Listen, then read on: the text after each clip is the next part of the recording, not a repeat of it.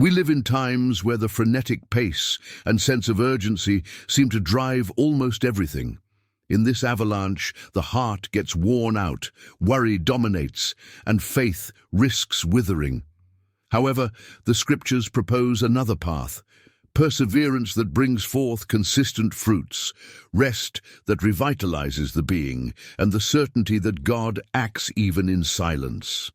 This material is a call for those who carry the burden of haste and the need to see results at any cost. In it, you will discover reflections on how to wait on the Lord without fainting, renounce devastating anxiety, and embrace the tranquility that only the presence of the Almighty can offer.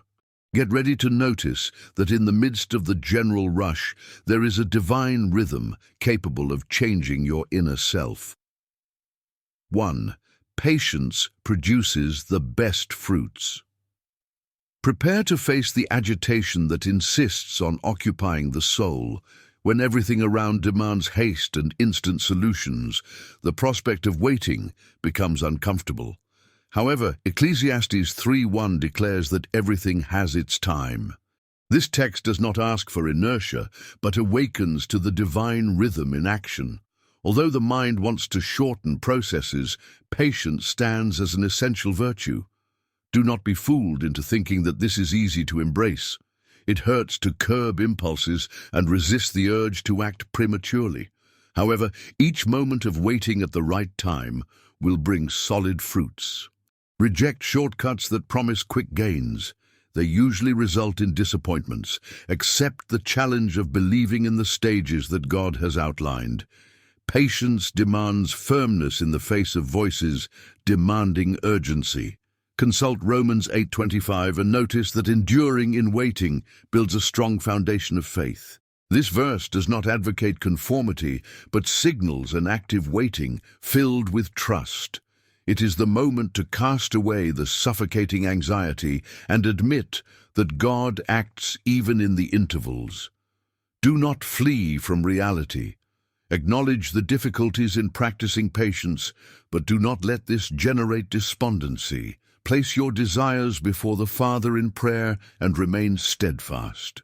Daily confess your certainty in Him and resist the temptation to rush. Those who cling to patience savor a fruit that arrives at the exact moment. You may feel pressured by an environment that exalts speed. Your interior may hesitate between believing in God's promises and fearing to miss opportunities.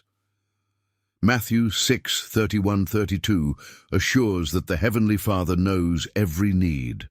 This truth does not legitimize inaction, but security. Do not surrender to the despair of needing to solve everything now. Ask for discernment to recognize the time to act and the time to wait.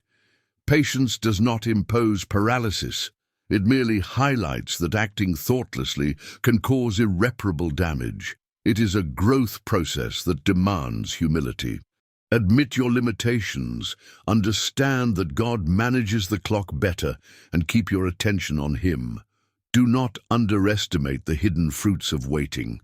Philippians 1:6 gives hope that He who began the good work will bring it to completion. This does not eliminate trials, but it ensures that God does not abandon what He has started.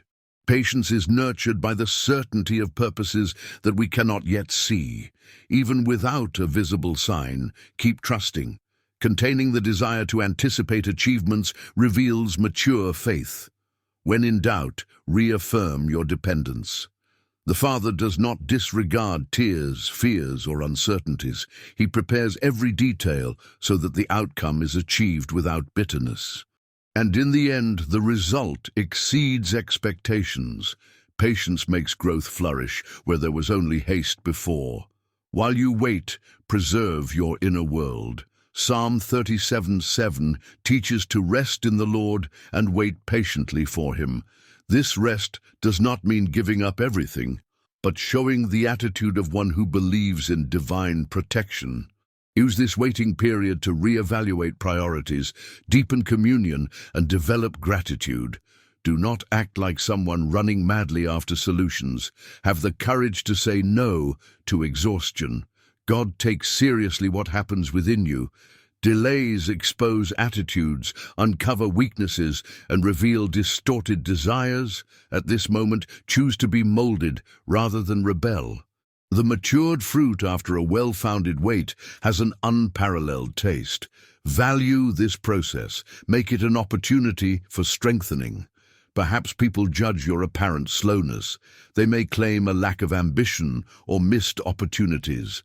Disregard opinions that are unaware of divine designs. James 5:7-8 points to the example of the farmer who waits for the valuable fruit of the earth, tending to it. He does not stand idly by, nor does he force nature. Such is patience in the kingdom of God. You do what you can and leave the rest for the appropriate time. Patience does not mean lethargy. It is the conviction that the seed will thrive in its exact season. Do not be disturbed by critical glances. Keep your eyes fixed on the author of the promise, for he never fails. Patience reveals depths that haste ignores. Ecclesiastes 7:8 reinforces that the end is better than the beginning, and patience is worth more than arrogance. Pride wants everything to happen according to our own schedule, but humility recognizes that God has a superior plan. Those who pass through the test of waiting acquire strong roots. Instead of seeking quick means to resolve, learn to rest in divine wisdom. Do not imagine that patience means a waste of time or a flaw in character. It represents solid faith, courage, and the willingness to reject immediacy. Open yourself to God's work, which manifests without fanfare and makes use of every second. Finally, let patience transform you to the point of expressing a public testimony. Upon finishing reading this word, write a commitment of faith in the video comments. Proclaim, "I trust in the harvest that God has reserved," or "I choose to wait on the Lord without murmuring." Raise your voice and announce your certainty, for your testimonies can inspire many people. Do not withhold the lessons learned when you chose to be patient. Show that it is rewarding to fulfill the word, even when the world preaches acceleration and disbelief. This is the proposal. To form a network of trust, let each comment be an impactful declaration of faith. If at any moment you think about giving up, reread what you declared and remember, patience yields the best results. 2. Rest brings renewal. Pause and breathe. There is turmoil that whispers it is impossible to stop, as if everything depended on incessant dedication. However, Isaiah 40:31 proclaims that those who wait on the Lord will renew their strength. They will soar on wings like eagles. This reality does not encourage idleness, but hearts that trust. Note that resting is not giving up, but a purposeful act of faith that confronts anguish. While the world exalts unlimited productivity, the Scripture reminds us that renewal manifests in quietness. The decision to stop, even when the schedule is overbooked, reveals that you believe in divine sustenance. Free yourself from the guilt of not always being active. Rest does not hinder progress. It propels it. True rest is not limited to the physical. It is a place of refuge for weary emotions, where the voice of God echoes clearly. Matthew 11:28 highlights that he invites the burdened to find refreshment in him. This invitation is direct. It does not suggest that you should be ashamed of being burdened, but that you should expose this condition and allow the Father's care to restore you. Those who try to bear all the burdens, thinking they are indispensable, only sink further. The Creator longs to alleviate this weight. When you pause to rest, you declare that He is in control and that the universe does not depend solely on your efforts. This act brings liberation and prepares the way for inner renewal.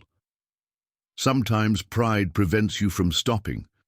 The mind screams, "If I rest, everything will collapse." Admit that this is nothing but deception. The Lord of the cosmos keeps everything in its proper place without needing your continuous readiness. It is not about devaluing work or duties. It is about understanding that God does not want to see you chained to exhaustion. Intentional pause shows that you are not just a cog, but a being that requires refreshment. In Psalm 46:10 we hear, "Be still and know that I am God." To be still in this context is an act of trust. It is an attitude of someone who recognizes that restlessness does not provide answers, but calm, open space for God to operate.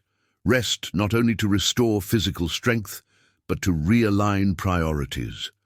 By stepping away from the frenzy, God reveals areas you have disregarded. Perhaps you value more the transient, neglecting the eternal. Isaiah 30:15 declares that in quietness and trust you will find your strength. This declaration captures the essence of healing rest. Consistent faith is not only revealed in long prayers, but in believing that God moves circumstances even when no way out is visible. Resting is the choice to be silent to hear Him. In this quiet space, the Spirit's voice guides and corrects crooked paths. Never ignore the effects of a non-stop routine. Emotional exhaustion suffocates hopes, dilutes faith, and opens gaps for hesitation. A worn-out body and a saturated mind become paralyzed, and the heart overflows with insecurity. Rest acts as a shield that protects against this exhaustion. Underestimating it is comparable to refusing water in the middle of the desert. James 4:8 commands us to draw near to God, and He will draw near to us. This encounter does not occur amidst frantic hustle, but when we silence ourselves and prioritize a relationship with Him. Deliberate pause demonstrates that you believe in the Father's love, trust in His intervention, and choose to walk according to His will. Maybe there are people who doubt this principle. They might classify your rest as fragility or lack of ambition. Do not bow to this type of assessment. Respond firmly. I prefer to be strengthened by the Most High than to consume my energies without direction. Biblical rest should not be confused with negligence or lack of responsibility. It reflects obedience to a commandment that establishes cycles of work and rest. In Exodus 20:8-10, the Sabbath is instituted so that the people are not chained to continuous labor. This teaching remains valid.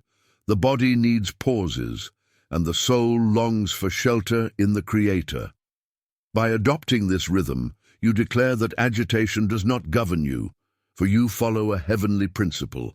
The renewal that blooms from rest changes perspectives. You return to your duties, seeing opportunities where there was only exhaustion before. The communion with God, cultivated in these moments of pause, makes all the difference.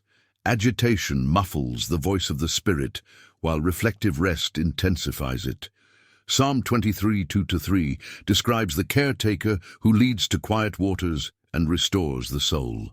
This is not a distant fantasy, but reality for those who allow themselves to be led. Interrupt the urge to manage everything. Let the shepherd guide you along the right paths. The simple act of trusting in Him, remaining at rest, releases a peace that society does not understand. Finally, upon concluding this reflection, invite others to experience this rest. In the comments of the video, state, "I choose to rest in God," or "My strength is renewed when I pause to hear the Father's voice." This is not just an offhand phrase, but a public declaration of faith. Help those who live in constant exhaustion to see that there is restoration reserved for those who follow the divine order. By writing your commitment, you strengthen yourself.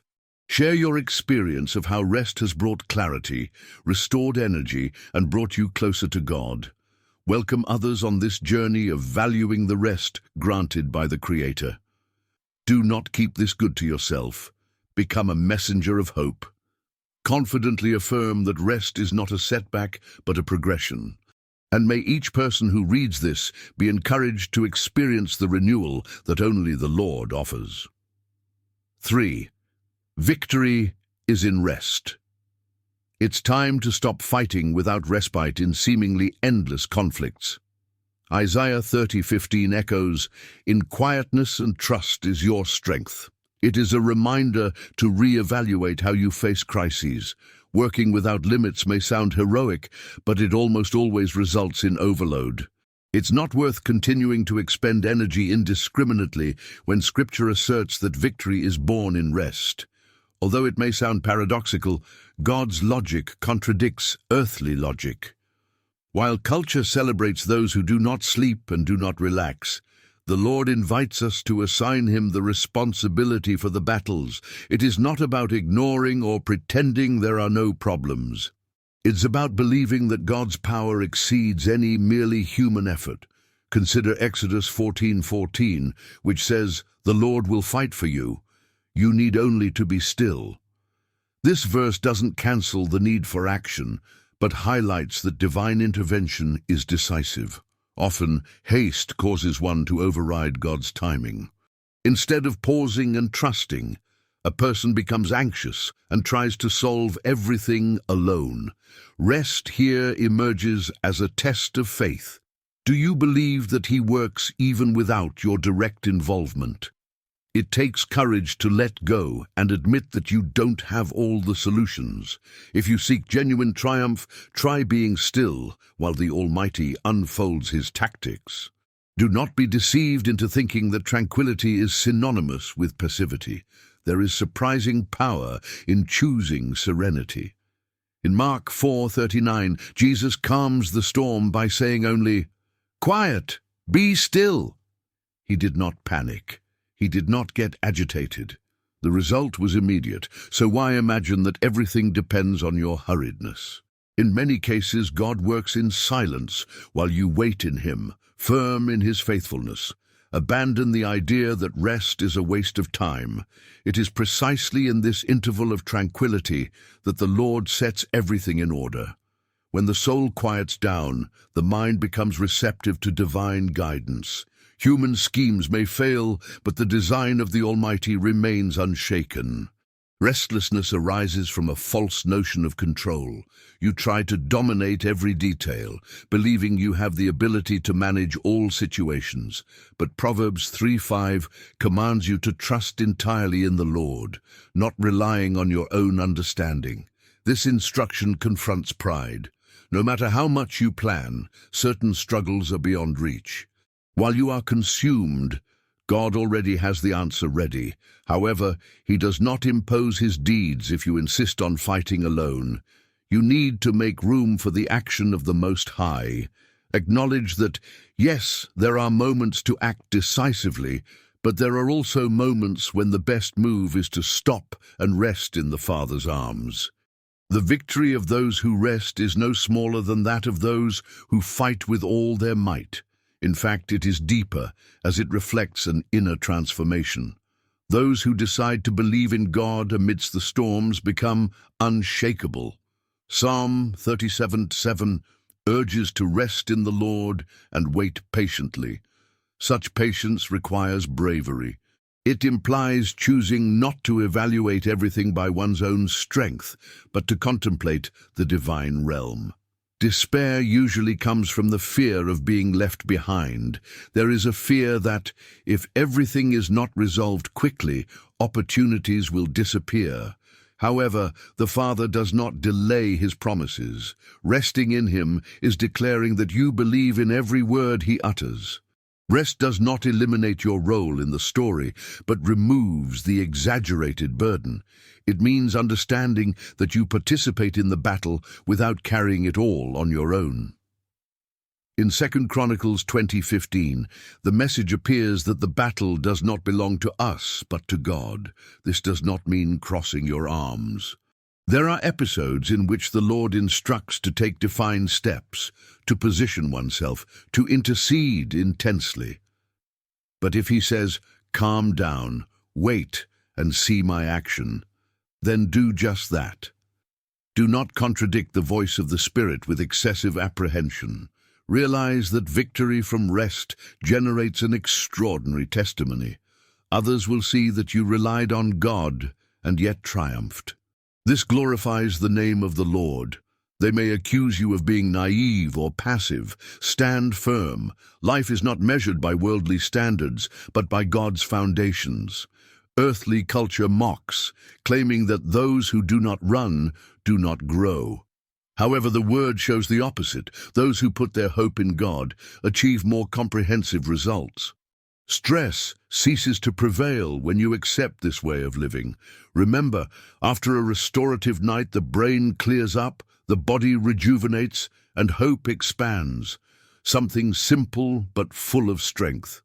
The same happens with a soul that rests in the promises of the eternal. Register your choice as a public act. In the video comments, write phrases like, "I choose to rest and believe that victory belongs to the Lord," or "My strength lies in quietness and confidence in God." In so doing, you join your voice with many who have discovered this secret. Each declaration renews those who go through afflictions. Expressions of faith generate an environment of encouragement. Do not underestimate the power of your words. When you affirm the conviction that victory is born in rest, you are inviting the supernatural to manifest. God honors those who place their trust in Him. Accept this invitation today. Be silent, recognize what He does, and rejoice in the guaranteed victory. 4. God takes care of everything at the right time. There are days when God's apparent silence becomes unbearable. The soul begs, tears slide down, but the answer does not appear. In those moments, Psalm 37:7 echoes, "Rest in the Lord and wait patiently for Him." It's not just advice, it's the realization that God never gets the timing wrong. He shows up at the exact moment, even if everything seems to say otherwise. Question your own anxieties, but never doubt the Father's faithfulness. Sometimes, the wait reveals an internal transformation process. Instead of interpreting silence as rejection, see it as preparation. You don't control all the circumstances, but God sees every detail. He adjusts events so everything converges at the ideal second. The human stopwatch is marked by now. We want to shorten problems, achieve goals, and receive gifts quickly. However, Ecclesiastes 3:1 reminds us that everything has its time under heaven. This principle indicates divine guidance. It is not by chance, but the unfolding of a detailed purpose that involves all aspects of your journey. Anxiety arises when we force divine action, as if He must obey our deadlines. Such anxiety reveals a lack of trust, and it destroys peace. Instead of giving in to it, remember Philippians 4:6-7. Present your requests to the Lord and receive peace that surpasses understanding. Be assured that He wastes no moment. Recognize that the perfect moment does not exclude setbacks. God may allow winding paths before the conquest. Do not be surprised if the journey extends. In each phase, He shapes the inner self, assesses intentions, and brings lessons. The people of Israel crossed the desert before reaching the promised land. It was not a divine whim, but a period of refinement. Perhaps you are in your own desert, but that does not mean abandonment. It may be the space where God wants to establish something consistent in you. Exercise faith, even when fatigue speaks loudly. Trust that what He promised will happen at the exact moment. Do not confuse silence with inertia. God operates invisibly, adjusting factors that you are unaware of.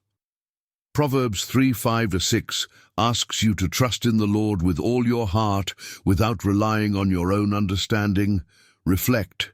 How many times have you rushed ahead and then regretted it? Patience and certainty in divine provision protect you from being hasty. Letting go of control is a sign of humility.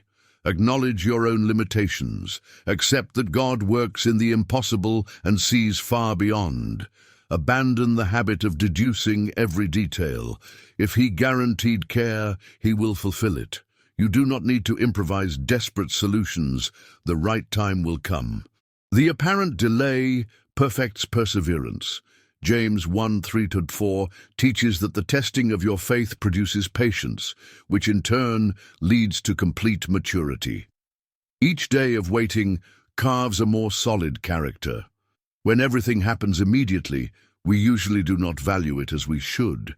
But by going through a period of waiting, we are led to honor every detail.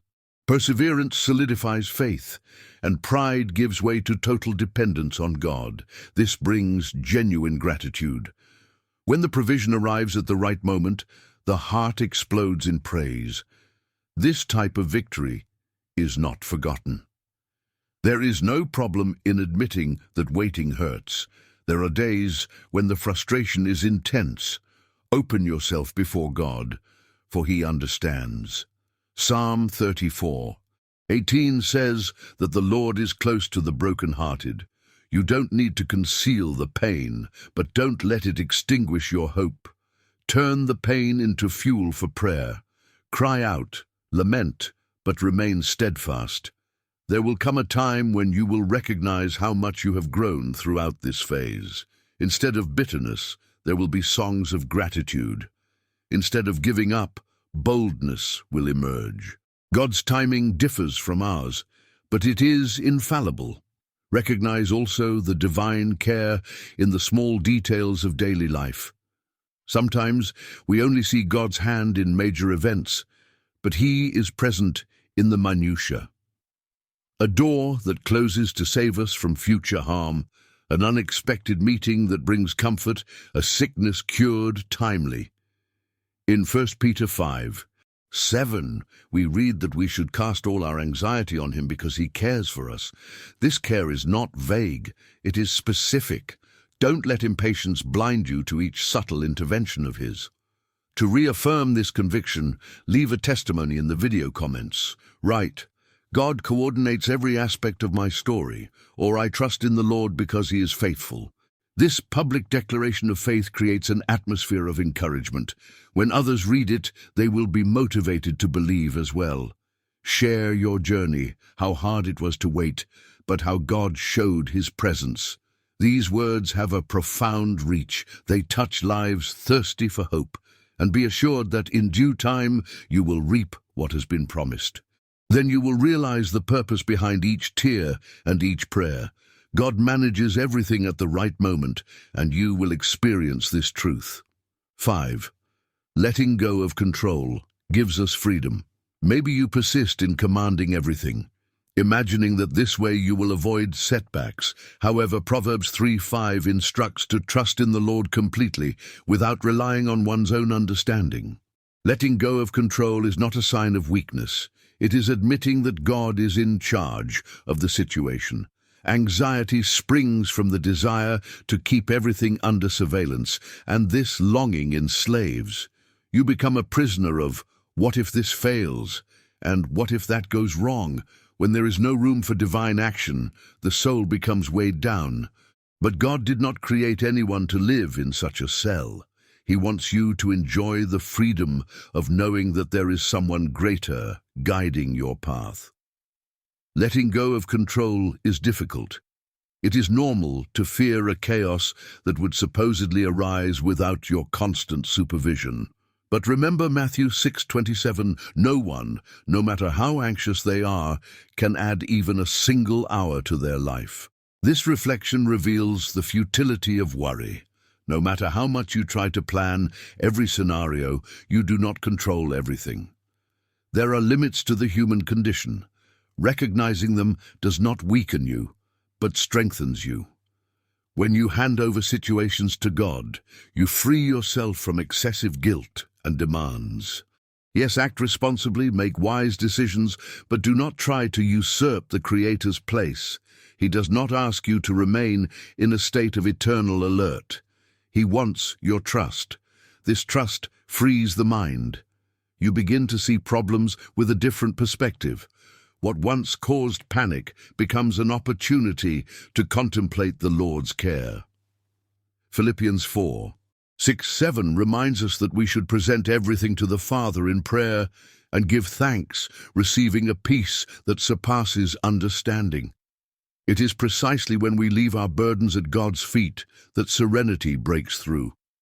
Do not try to understand every detail. You do not need to decipher God's way of acting to rest in Him. Simply let go. By giving up trying to control the uncontrollable, you find a peace that cannot be explained by human reasoning. Open your heart in prayer. Tell the Father your difficulties in letting go of the reins. Ask for help, for He does not refuse those who come with humility. James 4:6. The pressures around you may insist that you handle everything on your own, but the Bible shows time and again that God performs wonders when humans acknowledge their limitations. Moses could not part the Red Sea on his own. Joshua could not demolish the walls of Jericho by himself. Gideon would not defeat his opponents with a few men. However, they chose to trust, and the impossible happened. Do not shy away from this same principle. Letting go of control brings relief. Overloading yourself with tasks beyond your own strength leads to extreme fatigue. Jesus calls the afflicted and burdened to come to Him. Matthew 11:28. You were not designed to bear everything alone. Surrendering control is not irresponsibility, but prudence. It is understanding that there are boundaries you cannot cross. When you accept this, you no longer feel compelled to solve what is beyond you. Leave the guilt behind. Rest in the conviction that the loving Father takes care of everything. You are not the sole protagonist. You are a cooperator in the divine plan. Do not assume that this surrender frees you from trials. Difficulties will continue to arise, but your attitude changes completely. Instead of being distressed, you declare, Lord, I trust that you will do what I cannot. This decision protects against anguish. Adverse circumstances lose their ability to paralyze your heart. The freedom that comes from this surrender even influences the way you relate to others. You stop trying to fix everything and everyone, allowing God to accomplish His work in each person in His way. In conclusion, invite the community to join in this purpose of faith. In the comments of the video, write, I surrender control to God and I am free, or the Lord directs every detail of my story. Use your own expressions, but make your stance clear. This exposure reinforces your faith and reaches those who need support. When others read, they will notice they are not alone in the battle against worry and perfectionism. This act of declaring in public shows boldness and dependence. You do not pretend to have everything resolved. You acknowledge that you need God. And this attitude does not diminish anyone, but reveals maturity in the eyes of the Father. Celebrate the peace that invades your life when you let go of the ties of control. Anxiety ceases to exert tyranny. The mind stops drowning in dark assumptions. Emotions stabilize, and you start living in the present without anticipating unreal calamities.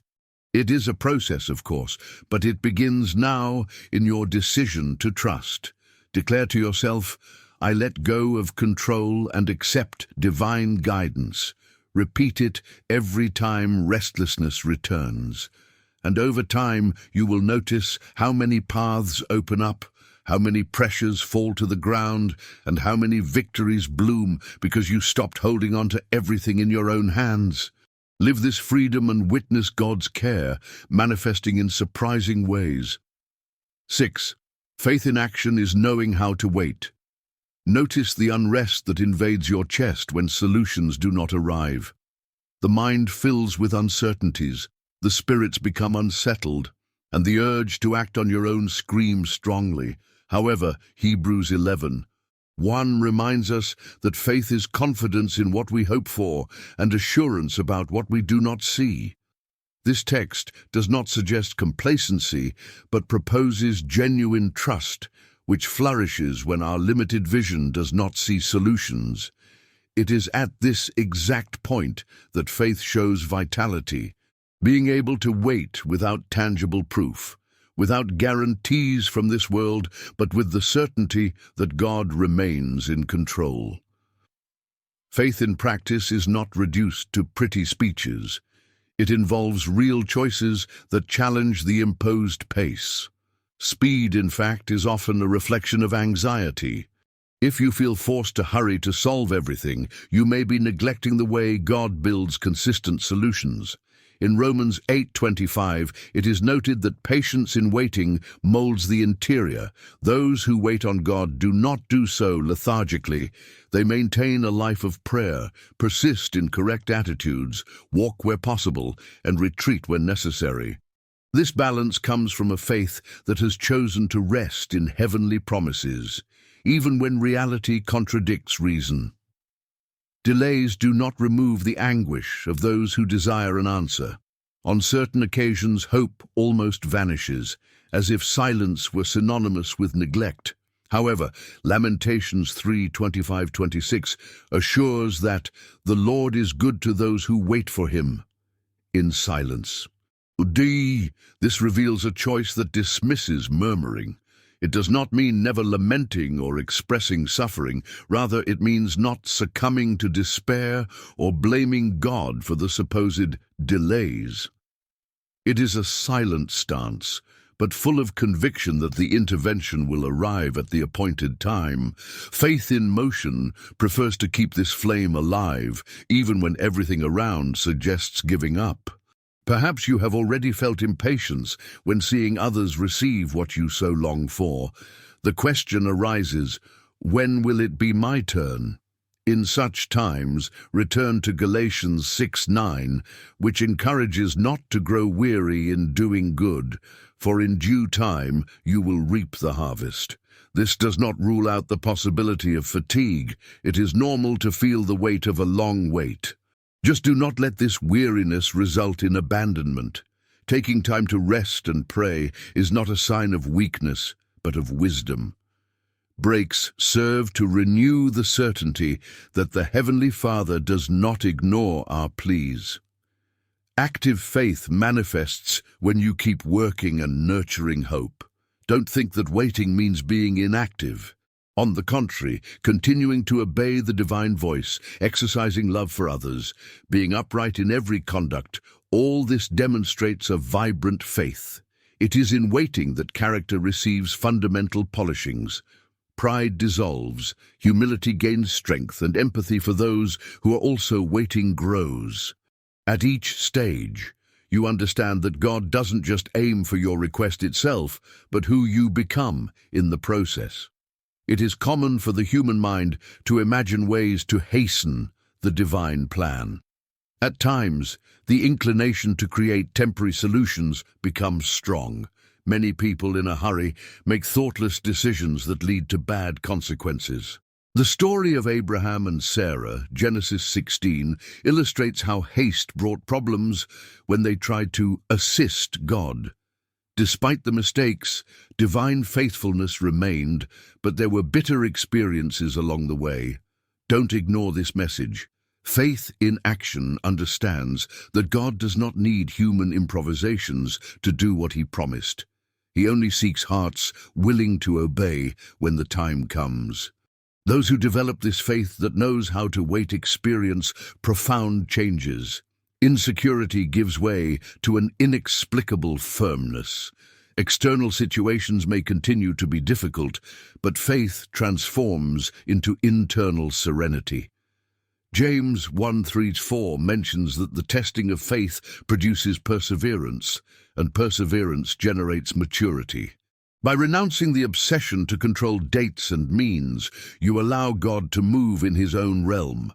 Thus, when the supernatural happens, there is no doubt that its origin is divine. The glory does not belong to human methods, but to the Creator who surpasses all predictions. The wait may include people doubting, mocking your patience, or trying to force you to act according to hurried logic. If this happens, set your eyes on the one who governs all things. If God made a promise, he will fulfill it. Numbers 23:19 states that he does not lie or revoke his words. Active faith understands that every supposed delay can become part of a story that will exalt the Lord even more. Therefore, do not be shaken by voices that test your conviction. Stay focused on Him who holds your life in His hands. There may be days when your soul wavers and you wonder, is it still worth waiting? Return to the sacred text. Review accounts of those who received miracles precisely because they persisted. The example of Hannah in 1 Samuel reveals someone who prayed long for a child that did not come. She wept, interceded, and stood firm. When God acted, He granted Samuel, who became a significant prophet. Note that the waiting period was not cruelty, but preparation for something grandiose. Hannah's faith was not just positive energy, but total surrender into the hands of the Lord. Let this principle encourage you. Do not blame yourself for not yet having seen what you so desire. Avoid letting comparison with others' progress poison your soul. Use each day to cultivate gratitude and expectation. Pray, study the Word, serve the people around you, nurture healthy relationships. Living faith does not stay stagnant. It walks where there is direction from the Spirit. And when affliction tightens, remember that biblical hope is not superficial optimism, but a certainty grounded in the unchanging character of God. He may be silent, but He never stops working. And now, upon concluding this point, leave the following comment on the video. My faith remains strong. I choose to wait on God. Let your expression be a beacon for those who also face the pain of waiting. In this way, your testimony becomes a refreshment for those who are weary. Each word of trust in the comment section creates a space where uncertainties are weakened, motivation is strengthened, and the Lord is magnified. Let this act of writing reinforce your commitment. Don't just be a passive listener.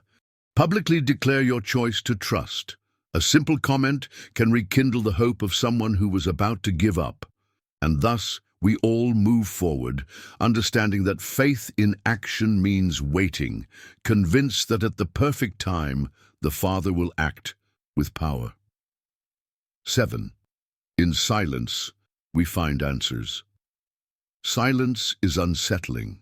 Amidst a routine full of noises and haste, it may seem curious to seek solutions precisely in the absence of sound. However, 1 Kings 19:12 narrates that after the violent wind, the earthquake, and the fire, Elijah heard a gentle whisper. It was in that moment of calm that God revealed Himself.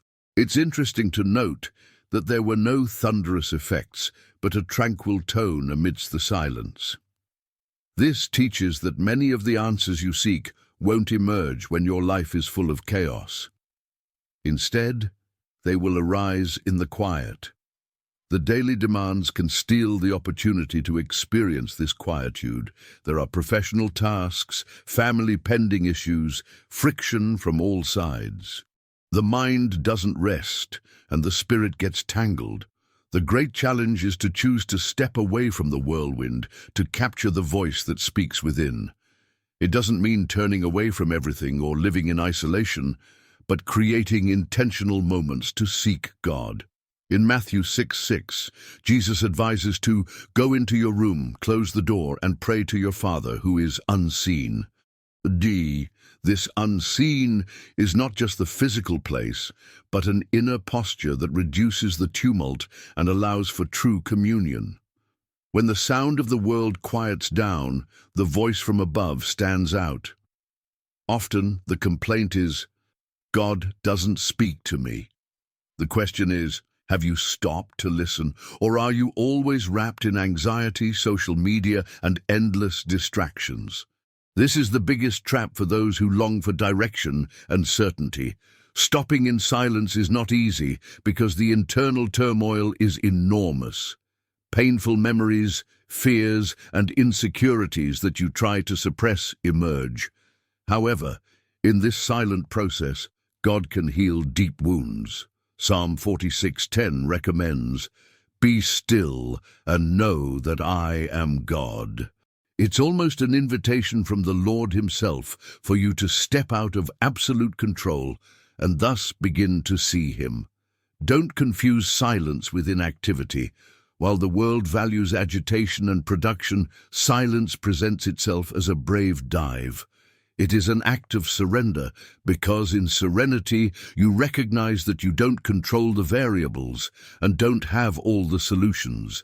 At that moment, you realize how grand God is and how limited your own strength is.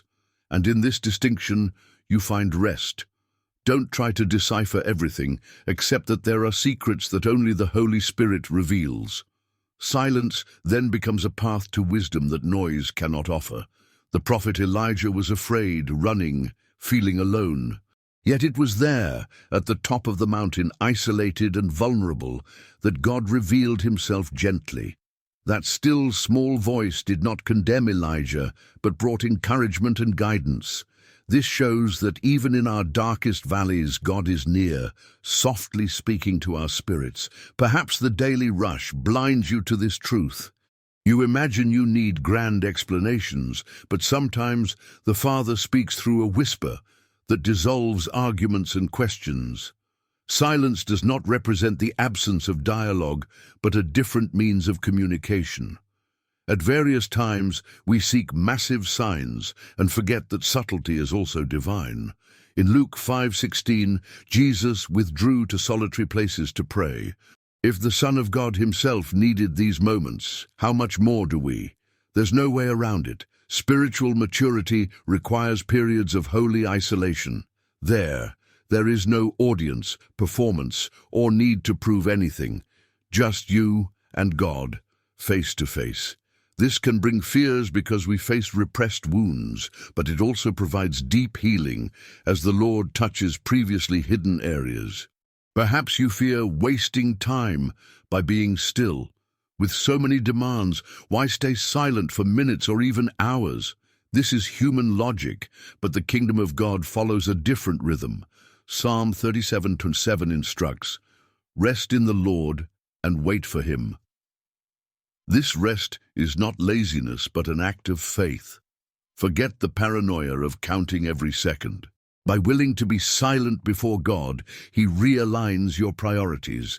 You discover that you were chasing unnecessary tasks while peace was always accessible. Silence clarifies your vision of what is vital. The fruits of these silent encounters are profound.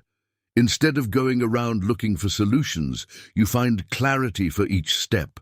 Anxiety weakens.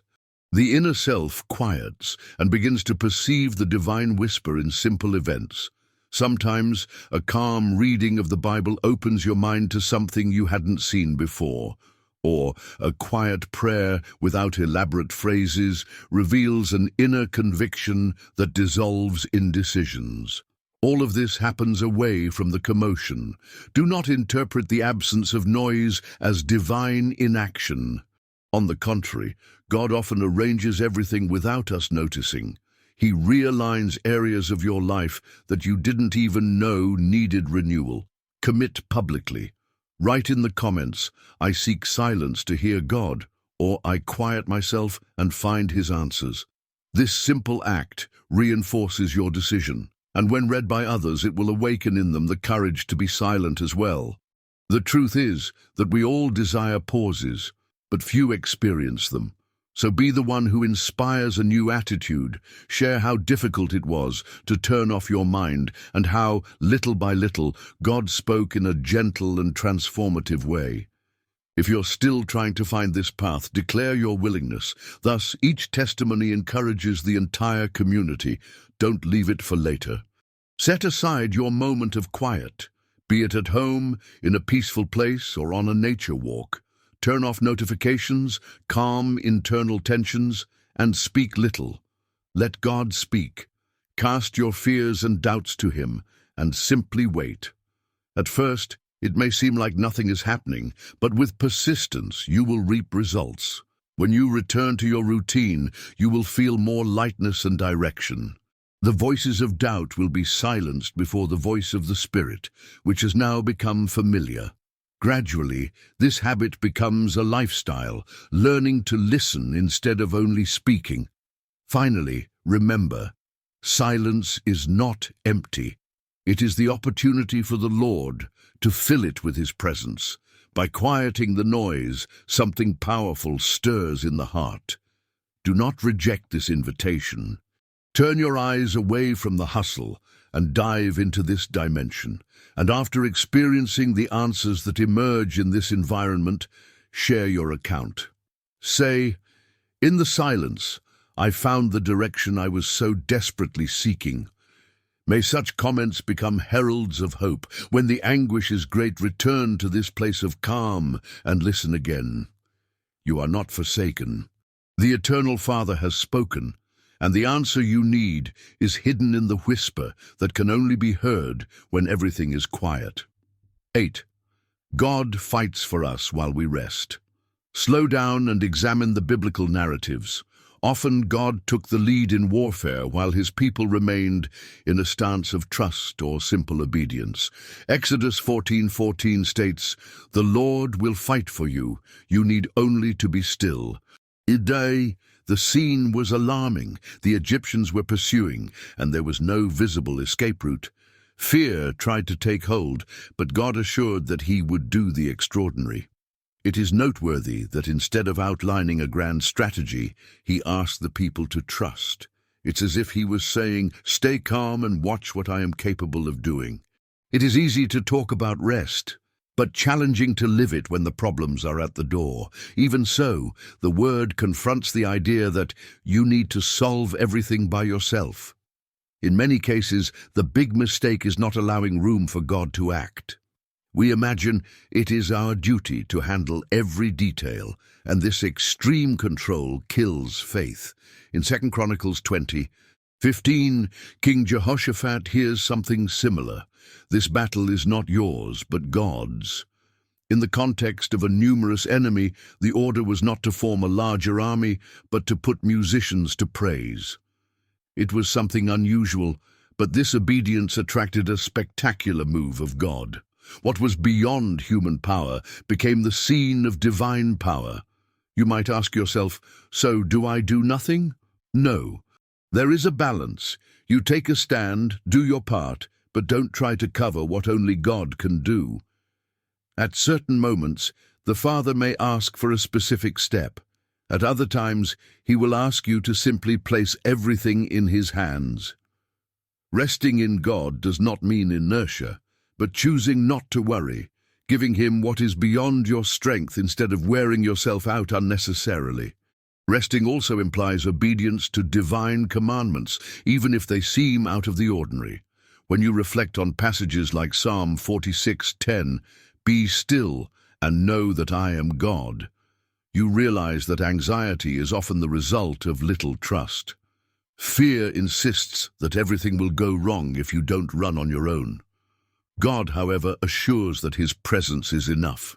He may require you to face challenges, but not alone. In many situations, praying and exalting can produce more effect than any human plan. Have courage. Giving up control is not cowardice, but believing in a God who sees what we do not. On this path, humility is paramount. Admitting that you do not control everything breaks pride. By accepting your limitations, you leave room for God to manifest himself. Isaiah 30:15 says that your strength lies in quietness and trust. This conflicts with a culture that worships activism. They may even criticize you, seeing naivete in remaining at peace while the storm rages. But the Bible proves otherwise. It was by keeping calm that Jesus silenced the raging sea, Mark 4:39. It was in peace that, in various stories, God demonstrated his victorious power. Do not let fear smother hope. When everything seems unfavorable, it is natural to feel your heart waver. But remember Romans 8:31. If God is for us, who can be against us? If he promises to fight on your behalf, why remain distressed? Placing the battle in his hands does not make the problem disappear instantly, but it changes your inner stance. You stop carrying a burden that is not yours to bear. Instead of bordering on despair, you start to breathe easily, knowing that the Creator of the universe is leading.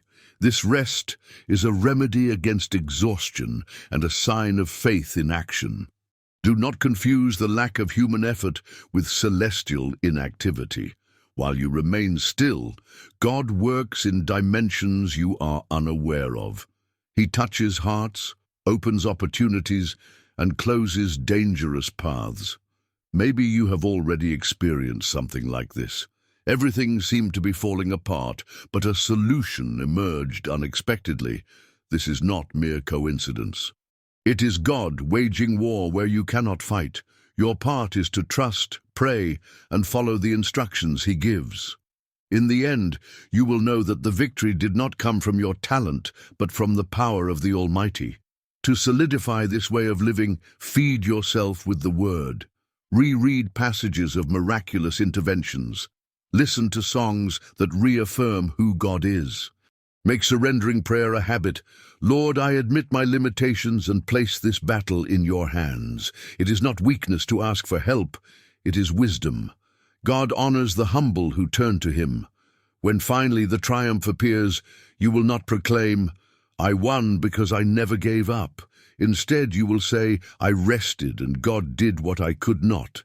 This testimony exalts His name and encourages others to believe as well. Make a commitment now. In the comments, write, I rest and God fights for me, or I give my conflict to the Lord and choose to trust. Even though simple, these phrases carry authority. Do not underestimate the value of your declaration. Someone may read it in a moment of despair and find hope. By typing your testimony, you also reinforce your conviction. It's like planting a flag and saying, no more fear, I choose to believe. Notice how this brings collective edification. Each person who narrates their decision to rest in God helps to form a culture of surrender. Discouragement loses ground, disbelief weakens, and divine love becomes even more tangible.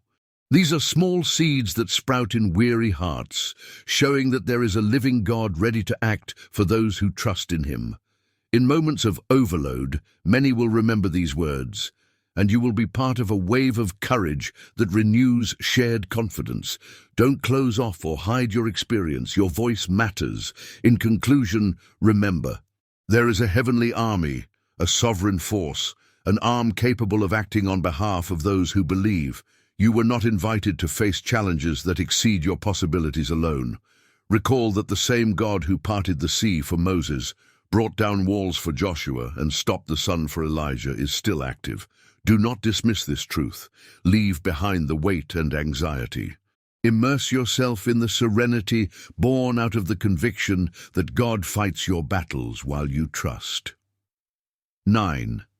Anxiety does not bring answers. The worry arrives suddenly. The mind spins, the chest tightens. In moments, anxiety raises tragic scenarios in the thought. All it takes is a bad diagnosis, an overdrawn account, a conflict at home, and the imagination runs wild. However, Matthew 6:27 poses the question, can any one of you, by worrying, add a single hour to your life? Jesus does not ignore your fears, but shows the futility of suffering in advance. Anxiety demands a lot and delivers no solutions. You wear yourself out, but do not change the facts. Do not confuse appropriate caution with anxiety. It is normal to plan, seek solutions, and act with prudence. The problem arises when you cross that line and become attached to a fear that crushes your faith in God. In Philippians 4:6-7, Paul advises that supplications be presented with gratitude, promising that God's peace will guard your heart. This indicates that the cure for anxiety is not to flee, but to surrender your worries to the Creator. Being thankful even before seeing the response is not fanaticism. It is an expression of trust that declares, I believe the Lord takes care of me. Anxiety wants to convince you that if you do not solve everything now, everything will be lost. However, this state of constant tension is what paralyzes you. When you give in to the avalanche of worries, you block the intervention of the Almighty. A mind overcrowded with negative assumptions diverts the focus from the God who is greater than any tribulation. This cycle suffocates hope and feeds doubt. Therefore, Jesus instructs to live one day at a time, Matthew 6:34. It is not about carelessness, but having the discernment to not overburden yourself with a tomorrow that has not yet come. In 1 Peter 5:7 there is the invitation, "Cast all your anxiety on him, because he cares for you." This casting is vigorous, not delicate. It means that anxiety should not be kept in the chest, but thrown into the hands of the Lord intentionally. Knowing that He is interested in every aspect of our lives gives us the strength to shed the weight. If you take back the concern, hand it over again, as many times as necessary. It's a daily exercise of faith. Each time you release the anxiety, you reaffirm that God is in control and deserves your trust. Do not judge yourself harshly for feeling anxious in certain circumstances. It is human to fear challenging times. What cannot happen is letting this fear become a dictator in your story. Anxiety steals peace and happiness. It destroys sleep, harms health, and affects relationships. Recognize the signs and run to the Father in prayer. Often, a simple "Help, Lord" can shift the focus from the problem to the solution, and He, in His faithfulness, will not leave you unaided. It may not be in the immediate way you foresee, but He works and proves there is no reason to panic under His care. It is crucial to fill your mind with biblical promises. Read passages like Psalm 121, which highlights God's continuous care, and lift your eyes to heaven. When internal pressure speaks loudly, remember that He does not sleep.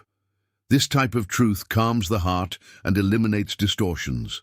Also, meditate on texts about the Lord's supreme authority, such as Jeremiah 29:11, which attests that He knows His plans for us, plans to prosper us and not to harm us. Such affirmations become a shield against threatening thoughts. Understand that some crises require quick resolution or concrete steps. Do what you can, but don't go beyond the limit to fall into the distress of, "What if everything goes wrong?" If you reach your limit, trust in the fact that God goes beyond human limits. Just as Jesus multiplied loaves and fishes, Mark 6:41-44, He can generate unforeseen provision. He only asks that you don't sink into defeatist scenarios. Give Him room to intervene. Anxiety closes doors, while faith opens them. It's a constant decision. Which voice will you listen to? Maybe you are surrounded by people who live with intense anxiety. Be an instrument of help. Pray for them, remind them of divine promises, and testify about occasions when, despite fear, you saw God's movement. Do not minimize the pain of those who suffer, but offer hope. Usually, those who are anxious just need someone who, lovingly, reminds them of the presence of a God in control. Every encouraging word can be a lamp in the darkness of a mind taken by fear. As you finish this reflection, write in the comments, "I reject anxiety and trust in God's care," or "I cast my worries at the Lord's feet." This is not just a random phrase, but a declaration of faith that reinforces your choice. When others read it, they may be prompted to follow the same path. This wave of testimonies creates an environment of trust, leading exhausted hearts to rise again. The reality is that anxiety brings no solutions, but surrendering to God makes way for relief. Make this act a public commitment. Whenever unrest reappears, reread what you wrote and remember. Your decision was to trust. In this way, serenity strengthens itself. In the face of a nervous breakdown, seek God. Meditate on His word, talk to someone you trust. Do not let anxiety dominate the scene. Continue declaring that it's God who leads your life, not fear. Gradually, you will notice a change. What once kept you awake at night no longer causes despair because the certainty of divine love is planted. Believe. It is not wrong to feel that initial twinge of fear, but you don't have to drown in it. Anxiety is not your master. The answer comes from God, in His time, and in the way He wants. Place your burdens on Him and live in tranquility. 10. Trust in divine provision. When it comes to divine provision, doubts may arise. Does God really care about my bills, my daily meals, my financial future? However, Matthew 6:31-32 states that your heavenly Father knows that you need all these things. Jesus is not telling you to abandon your job or stop planning, but reaffirming that the Lord knows each of your needs and ignores none of them. It is a reminder that you are not fighting the battle for sustenance alone. The Creator sees your limitations and cares about every detail, no matter how simple it may seem. Trusting in divine provision does not imply complacency. In Proverbs 6:8, there is a mention of the ant, which works and gathers food. The scriptures do not recommend laziness, but teach to harmonize human effort with dependence on God. You do what is within your reach without bearing the torment of believing that everything rests solely on your shoulders. Observe the birds that without sowing or reaping are cared for. They do not stay still. They fly in search of sustenance, but are not enslaved by the fear of scarcity. This is the balance that Jesus teaches. Strive, but free yourself from the panic of lacking necessities. Perhaps you recall times of scarcity that left traces of insecurity. Past trauma makes you live on alert, fearing that any mistake could lead to collapse. In this context, the Word of God emerges as a balm that restores confidence. Philippians 4:19 assures, "My God will meet all your needs according to the riches of His glory in Christ Jesus." This is not about promising unlimited wealth, but exact provision. By embracing this promise, you free yourself from the dread of waking up every day expecting failure. It is a refreshment for the soul, for the Creator God does not abandon His children. Divine provision is not limited to money. It encompasses relationships, health, open doors, and above all, emotional and spiritual support. How many times were you at your limit and something came to your aid? It could have been a comforting word, a friend's visit, or unexpected relief. This also is part of the provision. In Genesis 22:14, Abraham calls Jehovah Jireh the place where the ram replaced Isaac as a sacrifice. Initially, he faced the anguish of surrendering his own son, but God provided an offering at the exact moment. This account proves that divine help arrives at crucial moments in unimaginable ways. Believing in provision requires relinquishing control. Often, you desire to have every detail under control. However, life is uncertain. Whenever you try to fit everything into an infallible plan, the fear of something going off the rails consumes energy. It is essential to give up the desire to dominate the uncontrollable.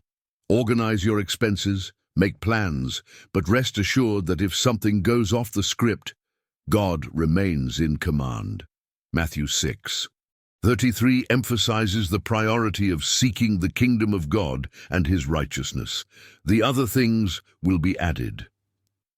This reverses human logic. Focus on obeying the Father, and He will handle what you cannot. Do not be deceived into thinking this avoids problems. Sometimes the Lord allows difficult moments to strengthen your faith. In the desert, the people of Israel received manna daily, but it spoiled if kept for the next day. Exodus 16:19-20. This forced them to depend on God every morning. Perhaps you are in a similar situation where each day seems uncertain. In this context, He reveals Himself as an inexhaustible source. He does not do this to torture you, but to show that His care is infinite. In this way, you become accustomed to returning to Him always, instead of falling into the illusion of self-sufficiency. Gratitude is a decisive tool. By remembering what God has already done, your faith strengthens to trust in what He will yet do.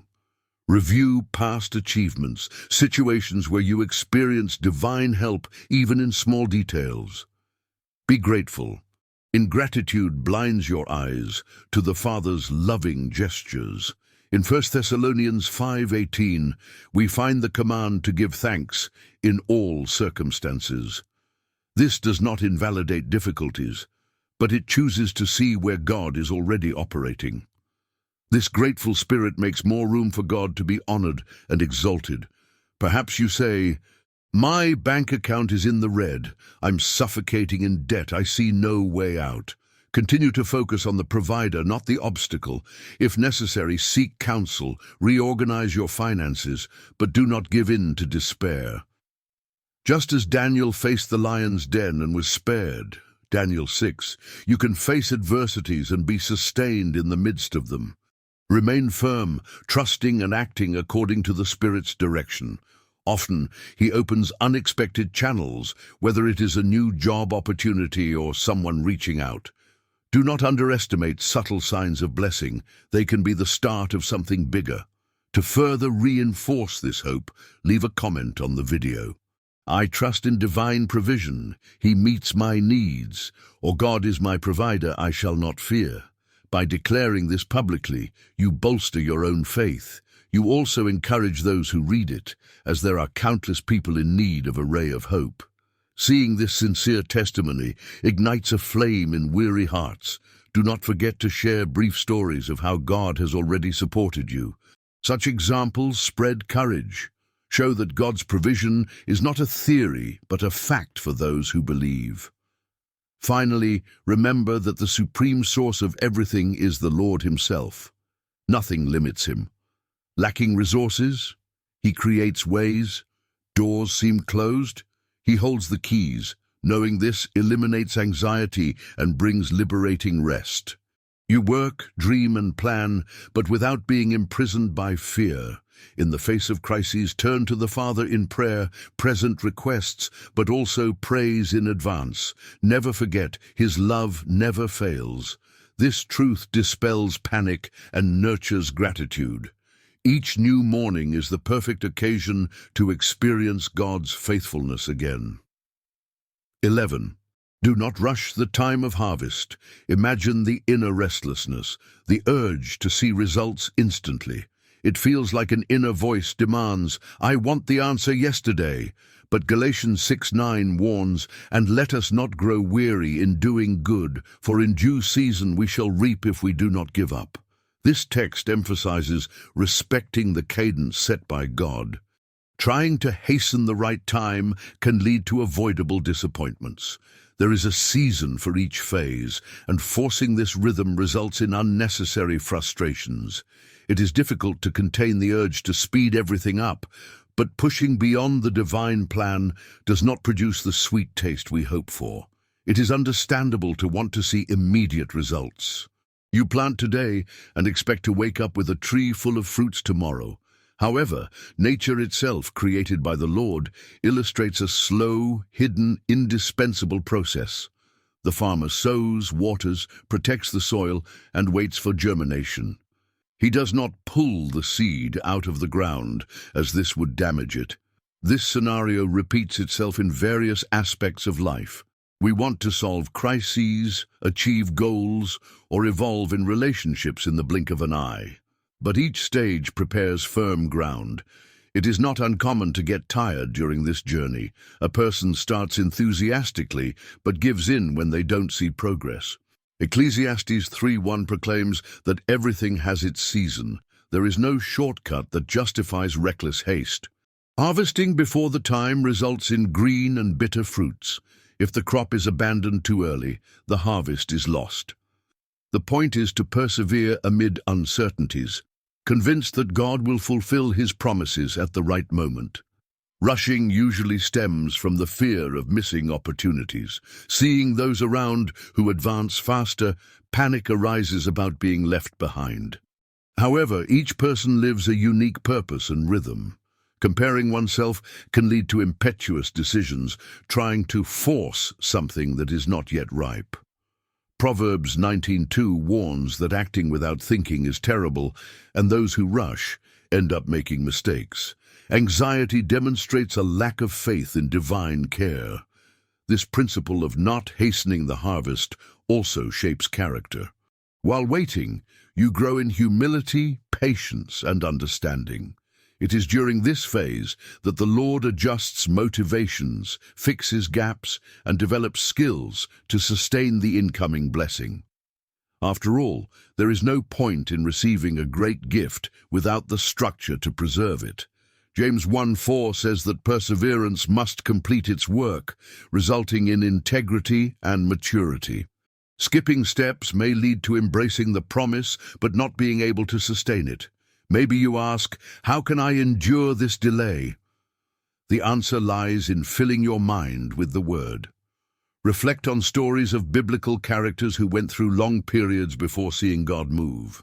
Joseph, for example, had dreams that took years to materialize, facing setbacks and imprisonment. But in the end, he realized how each painful step was part of the plan. Remember, even if everything seems stalled today, there is a greater purpose at work. The waiting period should not be passive. Some interpret waiting on God as crossing their arms. However, you continue to sow good seeds, pray, and improve spiritually. Colossians 3:23 advises, "Whatever you do, work at it with all your heart, as working for the Lord." In other words, each initiative today prepares the promising future. It is not the time to drop the tools and just wait for instant miracles. It is a time of sincere work, knowing that God honors those who remain faithful. Another risk is falling into murmuring. When the blessing takes time, many complain and blame the Lord for the delay. However, Philippians 2:14-15 commands that everything be done without grumbling so that we become blameless. By complaining, we fail to perceive how He is already acting. Instead, choose to praise. Genuine praise, even in uncertainty, attracts God's presence. Adjust your focus to what is blooming within you, even if the fruit has yet to appear on the branch. When faced with the temptation to force progress, recall stories of unsuccessful shortcuts. Genesis 16 shows Abraham and Sarah trying to solve the promise of an heir by using Hagar as a workaround. This brought pain and conflict. God did not abandon them, but the negative consequences were unavoidable. Avoid this kind of anguish. If the Lord has decreed that you are not ready, accept it. Forcing the blessing tends to create problems that would not exist if you waited for the ideal time. Maybe today you are preparing the soil and do not see any sprouts, or perhaps waiting for the fruit to grow. In all phases, keep your faith alive.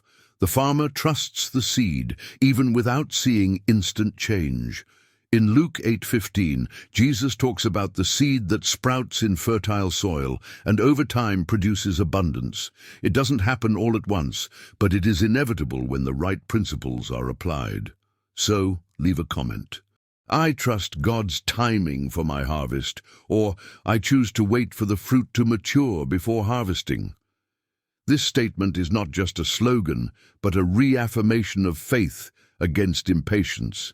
In this way, you strengthen the conviction in your own heart and encourage those who are tempted to give up. Show that you will not abandon your field. You are just respecting the seasons established by the Creator. Each testimony creates an environment of courage amidst a culture of haste and disbelief. Do not be deceived. The delay sometimes hurts. There are days when the soul feels that nothing is progressing, but under this apparent stagnation, roots are firming, certainties are being refined, and faith is solidified. If the fruit appeared quickly, you might not appreciate the journey. When it finally appears, you will taste the exclusive sweetness of ripe fruits. Moreover, you will be prepared to handle it with wisdom, blessing other lives in the process. Therefore, do not give in to the urge to cut corners. Face the anxiety that screams for shortcuts. Remember that God governs time and seasons, knowing the right moment to act. If He promised, He will fulfill it. The question is not if, but when, and that when springs from His omniscience. Stay perseverant, with a grateful heart and hands willing to work. Make this attitude a lifestyle. Plant, water, and wait patiently, believing that the author of the promise will never let a seed of faith die. So, at the exact time, you will celebrate the harvest, acknowledging every prayer, every tear, and every decision to keep going. You will see how waiting for God's perfect plan was worth it. 12. Stop fighting against time. The clock ticks every second as a continuous reminder. The feeling of voracious urgency grows, the fear of being left behind. Everything spins quickly, and the mind tries to keep up but becomes exhausted. Trying to dominate time is futile because it does not submit to our will. Ecclesiastes 3:1 assures that there is a time for everything and a season for every activity under the heavens. It is an irrefutable truth. There is no trick to stretch the hours. Those who decide to wage war against time only accumulate fatigue and frustration. It may sound paradoxical, but recognizing this divine rhythm brings liberation. Instead of fueling uncontrolled haste, one discovers peace in the natural progression of things. If the Creator defined cycles, morning, afternoon, night, each season with its purpose, why do we try to break this pattern? This struggle partly reflects our lack of patience and difficulty in believing. We think that if nothing moves at the right speed, everything will collapse.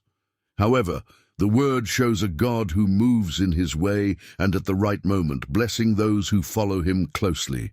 Accepting that time is not the villain can bring immediate relief. Why such haste?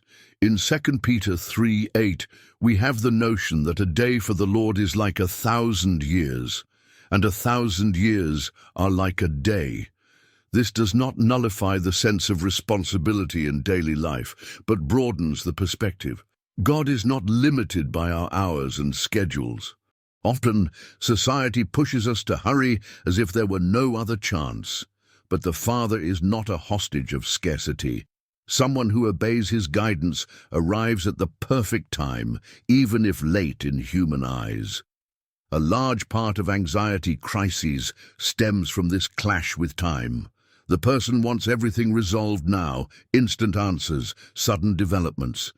When it doesn't happen, they feel incapable or failed. They try to compensate by running even more, believing that effort will solve everything. But the result is exhaustion. Isaiah 40:31 states that those who wait on the Lord renew their strength, soaring like eagles.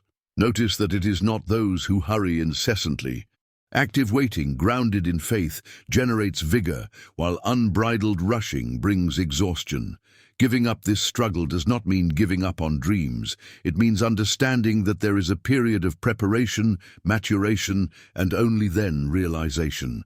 Those who fight against time tend to rush through stages. You may aspire to grand achievements, but still lack the maturity or skills to sustain them. In other instances, the external environment may not be ready to receive what you desire. Time, therefore, does not act against you, but in your favor, preventing precipitations. Maybe you lament the time that has gone by and doesn't return. It is true that there is no way to turn back the clock, but God has the power to restore what was devoured. Joel 2:25. This is not simple magic, but the fruit of His mercy, which creates new beginnings. Instead of harboring toxic regret, turn to the Lord. He can open new paths, generate new invitations, or create surprising reversals. What He seeks is a heart willing to trust. By stopping the fight against time, you learn to value the present. Instead of being trapped by the anxiety of tomorrow or the pain of yesterday, you realize the richness of the here and now. Matthew 6:34 advises us not to worry about tomorrow, for each day has its challenges. This doesn't mean disregarding planning, but avoiding suffering in advance. Those who focus on the future lose the beauty of the current moment. Those who are stuck in the past are incapable of building something new today. Time proceeds, and the blessing is available in the present moment, not in the illusion of before or after. There is harmony in welcoming each phase. If you are in a period of sowing, do not demand an immediate harvest. If you are experiencing an emotional winter, allow the Lord to treat the deep layers of your heart. If spring has arrived, rejoice in the flowers without pressuring them to become fruits too quickly. This is the wisdom that James 1:5 encourages us to ask from God, to perceive the current season and act accordingly without rushing the process. Even if you stop the struggle against time, those around you may insist on hastening you, labeling you as slow or visionless. This is when solid convictions come into play. It's not about negligence, but refusing the rush that violates God's rhythm. Let them talk. You know there is a greater plan in motion. Additionally, do not confuse stopping fighting against time with complacency. The scriptures exalt diligence. At certain moments, God leads you to act promptly because the window of opportunity is short. Obey promptly. The main point is to listen to the voice of the Spirit, not the voice of haste. He will tell you when to slow down and when to run. Fighting against time is a result of fear and distrust, but promptly obeying the divine call is being in the right rhythm. Take a step of faith today. Comment on the video. I decide not to fight against time, but to follow God's rhythm. Or, I reject harmful haste. I trust in divine purposes. This step consolidates your position and encourages those who are also suffocated by constant urgency. Form, together with others, a chain of faith that breaks down the culture of frenzy and highlights the sovereignty of the Heavenly Father. Demonstrate that you will no longer submit to the world's rush, but to the Creator's time. If you still feel difficulty in abandoning this battle, take everything to prayer. Confess your fears and pressures, asking God to organize your inner self, showing you where you should walk faster and where you can rest. Communion with Him reveals scenarios beyond the human eye.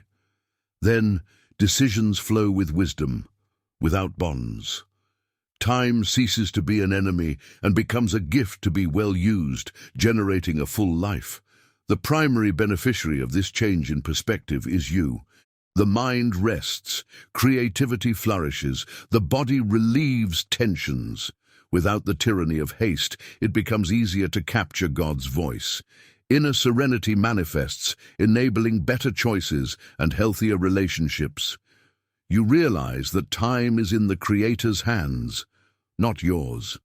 And in this way, each day transforms into a tranquil journey where opportunities arrive at the right time, without rush, without delay, without guilt. Trust and stop fighting against time. 13. Rest heals the soul. The hustle seems to have become the pulse that drives most people. This pressure is felt as soon as the day begins and the hours pass in a frenzied manner. The heart races without warning and the eyes wander in search of some refuge, but almost never find it. The relentless pace gives no respite, and each appointment becomes urgent. Each task presents itself as indispensable. Each second seems to demand an effort that borders on the unbearable. Meanwhile, the mind insists on not shutting down, hammering on worries and pending issues, causing a silent fatigue. For some, it feels as if there is no more room to breathe and pause for a few minutes. Life turns into a whirlwind that doesn't ask for permission. Suddenly, the body protests with aches or stress signals, but out of stubbornness or neglect, this alert is ignored. The consequence is a weariness that corrodes the soul and diminishes hope. It is in this context that the words recorded in Jeremiah 31:25 emerge as a balm for exhaustion. There exists a source capable of rejuvenating what is depleted. It is not a call to laziness, nor a defense of cowardly escape from responsibilities. It is the acknowledgement that there is a higher care ready to grant rest to the essence of those who are on the verge of collapse. Today's society praises the hustle and values those who push all limits in the name of productivity. It exalts those who never slow down, who stay on their feet until absolute exhaustion, who flaunt a packed schedule and ignore breaks as if they were something shameful. It's almost a trophy to be able to say that you slept little, that you don't know what a weekend is, that you are swamped with commitments. This distorted logic makes a break seem useless or worse, a sign of weakness. However, there is an ancient wisdom that guides humans to recognize their limitations and understand that life cannot be an unending whirlwind. The creator of the universe established cycles and determined periods of rest. In Exodus 28:10, it is emphasized that this is not a suggestion, it is a commandment. Rest is part of the divine plan to preserve body and soul. It should not be seen as laziness, but as an opportunity for restoration. Without it, the soul withers, loses its ability to discern what truly matters, and distances itself from genuine joy. Life, without this balance, turns into a tangle of obligations that suffocate any spark of happiness. Looking around, we see that countless people confuse rest with complacency.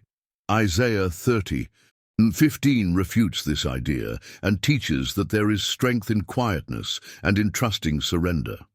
It is difficult to accept such advice in a society that demands constant displays of extreme effort. However, there is a subtle invitation to re-examine what truly brings vigor to the heart. The insistence on maintaining an inhuman pace may generate a sense of control, but in reality, it shows our fragility. We are not omnipotent and cannot manage everything without breaks.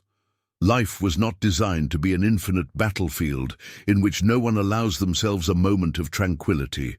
It is a challenge to learn to be silent before the Creator, to fulfill what needs to be done, and at the same time avoid the trap of thinking that every minute must be filled with activities that often consume vital energy and undermine serenity. Finding the antidote to this agitation involves a disposition of faith, believing that God works even when we are still.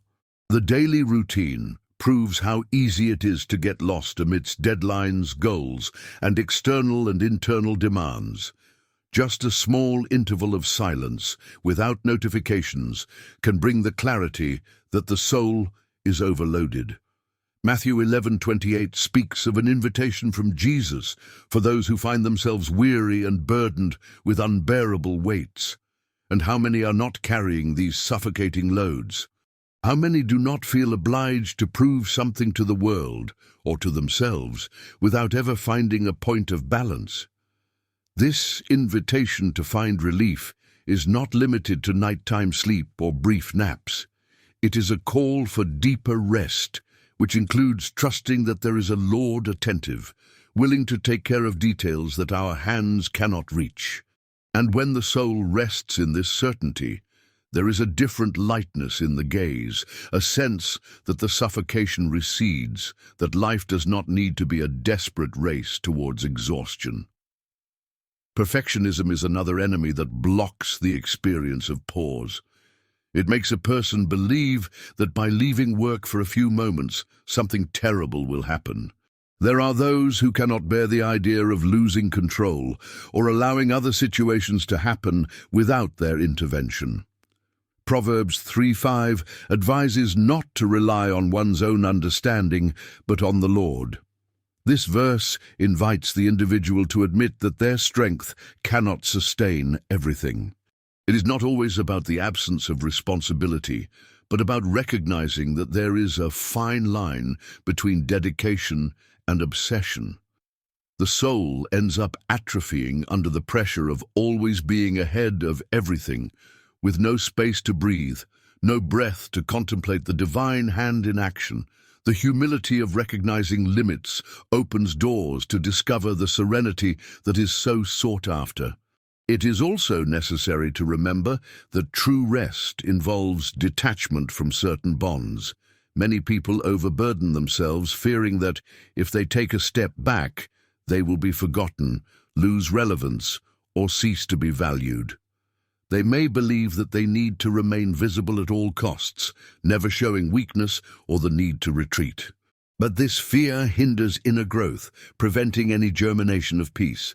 Looking at Genesis 2:2-3, we see that God himself rested, not out of exhaustion, but to establish something sacred. He did not need to recover energy in the way we do, but still left us a pattern. If even the Creator, in his infinite sovereignty, paused to contemplate what he had made, why do we, beings with finite resources, insist on ignoring this blessing? There is no reason to embrace a life that demands energy that no longer exists, yielding to a dynamic that no human being can maintain without damage.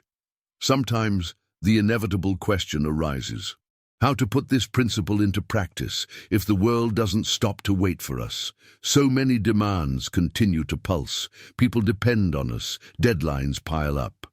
But it is possible to see that times of pause do not require a permanent escape from daily life. Small retreats can be gradually introduced. Setting aside minutes to pray at the start of the day, closing our eyes in silence before diving into a sea of tasks, finding a quiet place where the mind can, at least for a few moments, free itself from the whirlwind of notifications. It's not feasible to walk without ever establishing intervals. Even Jesus, in the account of Luke 5:16, withdrew to pray. And if he, full of power and wisdom, insisted on retreating, how much more do we need to set distractions aside and recharge the soul? It's an illusion to think that existence can sustain itself at maximum speed without cracking the foundations of sanity. The body feels the wear and tear of those who do not pause. Pain, discomfort, and unexplained sadness arise. But the soul, when neglected, becomes even more deeply ill, generating bitterness, hopelessness, anger, confusion. Psalm 23 depicts divine care in leading us to waters of serenity, where relief can be found for the tensions that accumulate in the chest. It is not empty poetry, but a concrete reality for those who open themselves to the experience of resting. The chaos of modern life does not have to be the main storyline if there is a willingness to seek from the Almighty what work, distractions, or incessant activities are not capable of providing. In silence, the soul feels the touch of the Spirit that eases every internal knot, reignites a spark of hope, and takes the person out of a state of permanent agitation. It is not conformism or a lack of movement. It is the understanding that a Creator is acting even when we choose to calm our pace. Inside each person, there are voices murmuring that this rest cannot wait. There is always one more urgent commitment, one more unexpected problem, one more crisis that demands a solution. But life cannot endure indefinitely a constant, hurried pace. There comes a moment when it is imperative to say, enough. In Mark 2:27, Jesus reminds us that the Sabbath was made for man, reinforcing that rest is a divine gift, not a punishment. Those who never interrupt the rush dig their own exhaustion, feed stress, and pave the way for illnesses that can take over the body, mind, and spirit. Seeking one day a week, or even a few daily minutes to disconnect from pressures, is not extravagance. It is a matter of survival.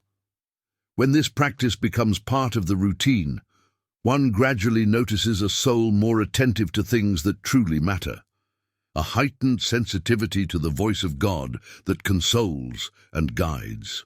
When a person realizes they have reached the extreme, the first step is to pour out in supplication to the Creator. Admit that the load is too heavy, that the strength is scarce, that it is impossible to continue at this frantic pace. Plead for a reorganization of the routine that allows time for rest. This sincere act breaks down barriers of pride as it exposes human weakness and vulnerability. In 2 Corinthians 12:9, we see that it is in weakness that divine power is revealed with greater intensity. By admitting limits, the way is opened for celestial care to manifest. In this place of humility, the wounded soul begins to receive a consolation that no professional achievement could offer. It is a healing process that re-establishes priorities, restores vigor, and ignites a different sparkle in the eyes. Returning to activities after experiencing this genuine rest does not mean negligence. On the contrary, it implies more efficiency and renewed motivation. The proposal of rest is also reflected in the words one decides to share. When someone declares, "My soul finds healing in the Lord's rest," or "I decide to pause and let God renew my strength," they are expressing an act of faith that can touch others. Those who live in a state of oppression by daily demands might find, in this simple testimony, the courage to break a destructive habit of never stopping. It sounds like a chain of support against the lie that only those who live in constant activity deserve value.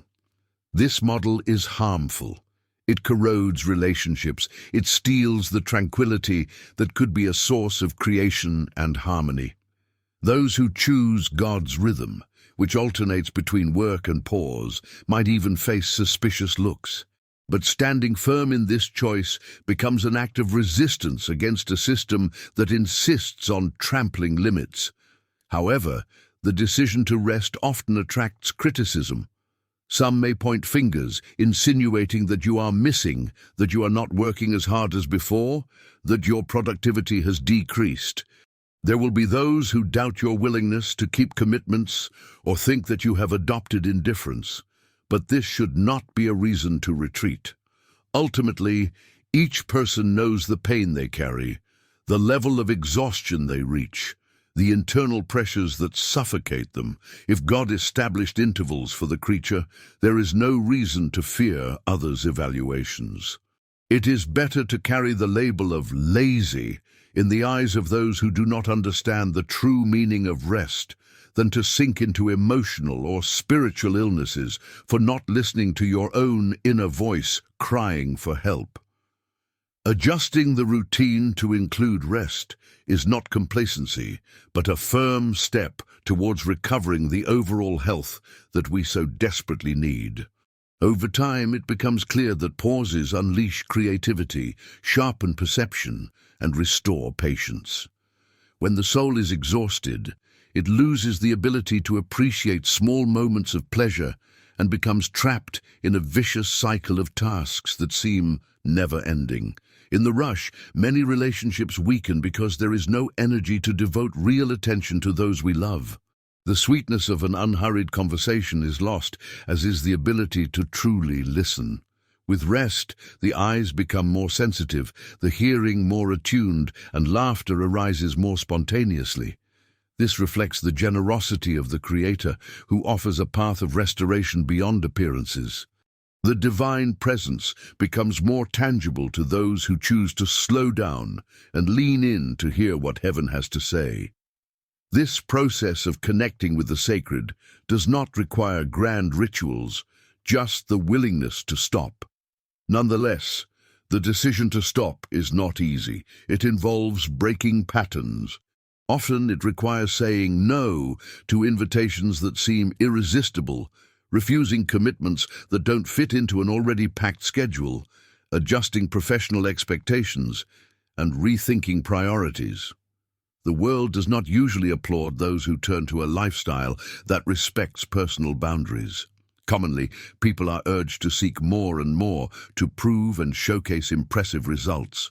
However, an exaggerated display of results can hide a soul on the verge of ruin. Therefore, it is not surprising that there is discomfort when someone, convinced of the importance of reconnecting with God, begins to refuse overloads. Yet, this internal and external resistance, though painful, is part of the process of liberation from a cycle that was not designed for our well-being.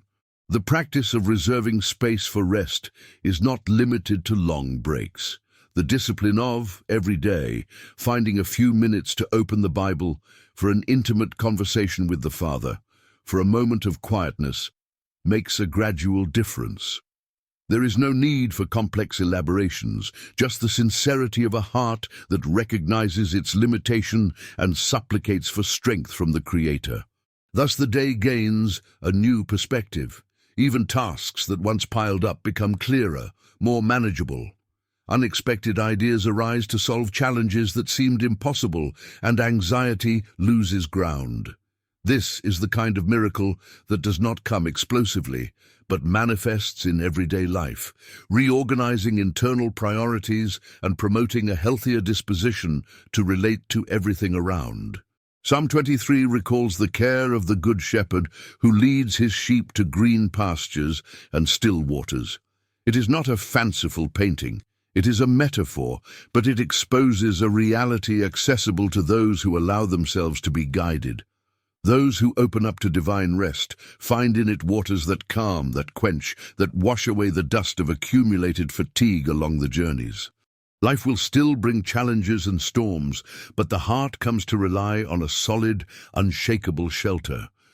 Without this refuge, the soul resembles a boat adrift in a stormy sea, running the risk of shipwreck in the face of unforeseen disruptions.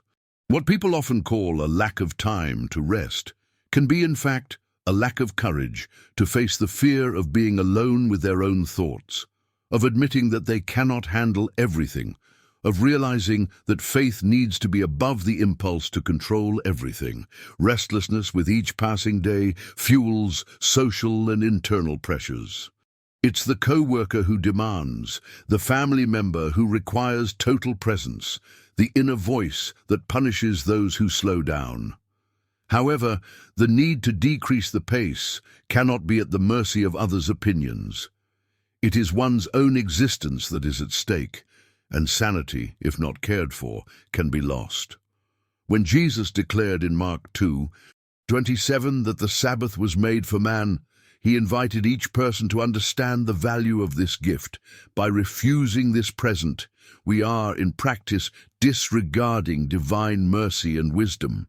Yes, even though we live in a fast-paced world, it is possible to defend ourselves from this consuming mechanism.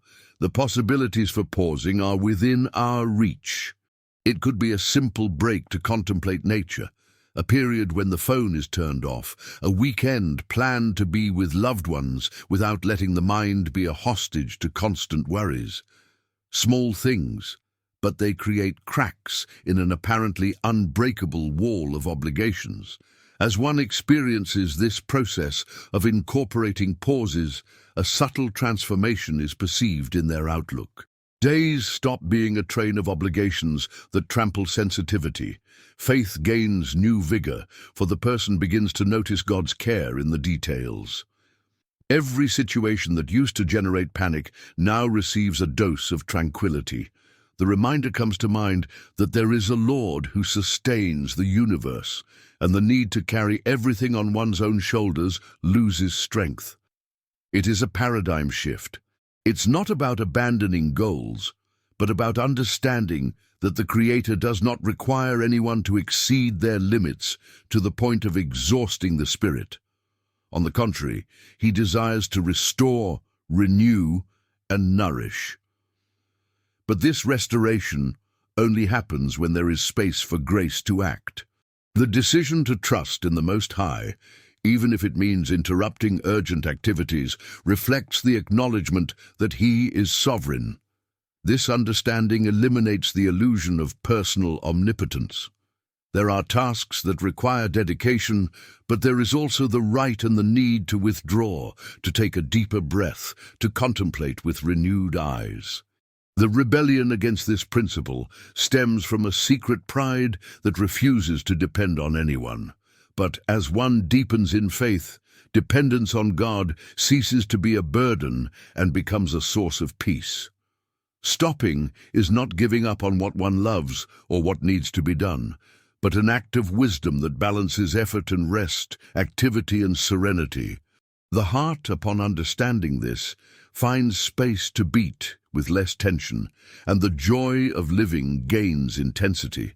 It is also essential to emphasize that this rest, when genuine, is not limited to inertia. It is not about remaining in complete idleness without purposes. It is a state of inner alignment, of connection with the Creator, and a deeper perception of one's limitations. By hitting the brakes, we begin to perceive our condition as finite creatures, and it is in this encounter with the truth about ourselves that divine love finds fertile ground to blossom.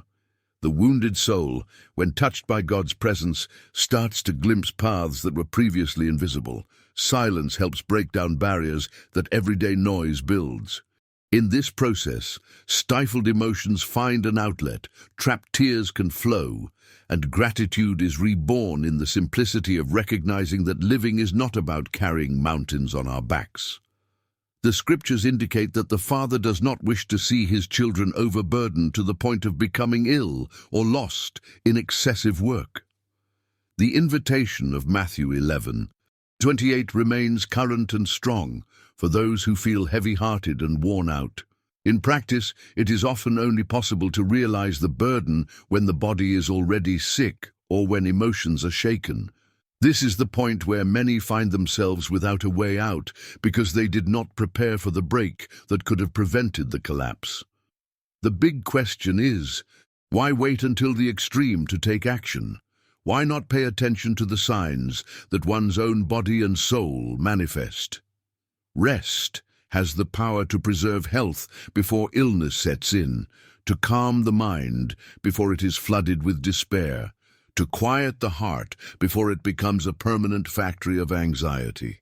Though it may seem contradictory, committing firmly to rest can bring greater productivity in the long run. A mind saturated with information and worries loses its ability to discern and concentrate. Mistakes begin to appear. Creativity withers. The person becomes reactive, irritated, incapable of exercising empathy. With regular breaks, however, thoughts reorganize, inspiration flows, and solutions arise more naturally. Mood improves, relationships gain more quality, and spiritual life deepens. However, these advantages are only felt by those who choose to overcome the barrier of fear or pride, which often prevents taking the first step towards rest. Perhaps someone might wonder if it's selfish to decline certain invitations or not take on some responsibilities. The truth is that rest allows one to serve better during moments of activity. Saying no to an obligation is not choosing laziness. It is selecting a path of balance. There are times to dedicate oneself to work, to family, to relevant projects, but it is also essential to reserve periods for the spirit to recover, for the mind to find clarity, and for the relationship with God to be strengthened. Without this movement of retreat, what is produced tends to be shallow because it comes from an exhausted heart. Thus, there is no real altruism in sacrificing one's sanity or health in the name of unchecked activism. Loving others also involves being well with oneself to offer support and care without burnout.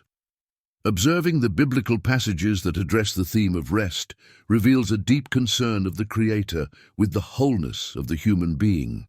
We are not just hands that perform tasks, but also beings that feel, that create, that cry, that rejoice. Rest is a vital component of the fullness of existence.